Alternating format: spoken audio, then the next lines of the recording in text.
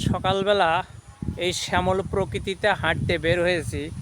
সুন্দর হাওয়া বয়ে যাচ্ছে, আকাশটা একটু মেঘলা মেঘলা করছে আর দারুণ বাতাস বয়ে যাচ্ছে। এই যে দেখুন, গাছপালাগুলো হাওয়াতে নড়ছে আর ধানগুলো হাওয়াতে, সকালবেলার এই ঠান্ডা হাওয়াতে দোল খাচ্ছে।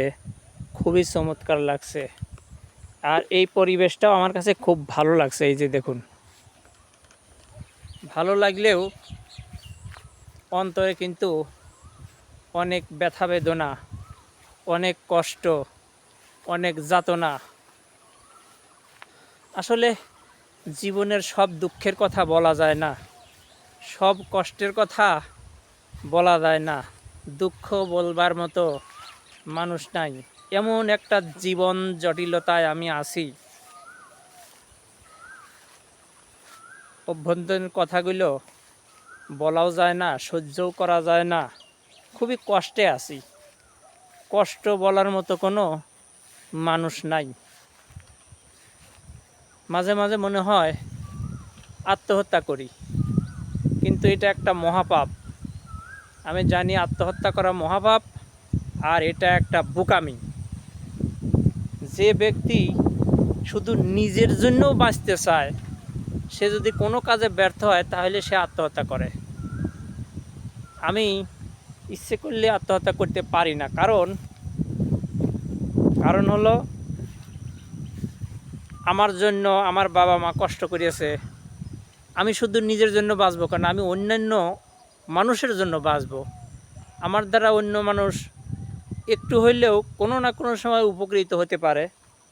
আমি মানুষের জন্য বাঁচবো, আমার বাবা মায়ের জন্য বাঁচবো, আমার পরিবার পরিজনের জন্য বাঁচবো, এই সমাজের জন্য বাঁচবো।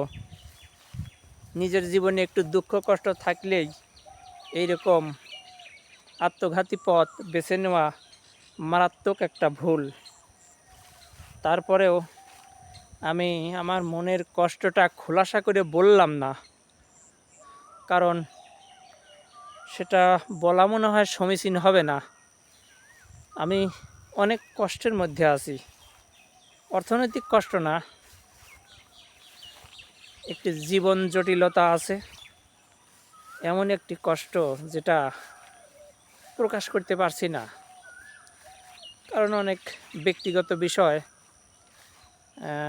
সবার কাছে হয়তো বলা সমীচীন হবে না। তারপরেও যখন এই প্রকৃতিতে আসি, ক্ষণিকের জন্য হলেও ভালো লাগে। একটু হাঁটাহাঁটি করছি, একটু ঠান্ডা বাতাস গায়ে লাগছে, আর পাখিদের কলকাকলি শুনছি। অনেক দুঃখের মাঝেও একটুখানি ভালো লাগার অনুভূতি মনে আসে। যখন প্রকৃতির কাছে আসি তখন মনে হয় আরও অনেক দিন বেঁচে থাকি। জীবনে যতই দুঃখ কষ্ট থাকুক, সত্যি জীবনে কিছুই পেলাম না, সব হারিয়ে আমি আজ নিঃস্ব হয়ে গেলাম। কথাগুলো খুলে বলতে পারলাম না। আপনারা আমার জন্য দোয়া করবেন, আমার চ্যানেলটা সাবস্ক্রাইব করবেন এবং ফেসবুক থেকে দেখলে ফলো দিবেন। ধন্যবাদ।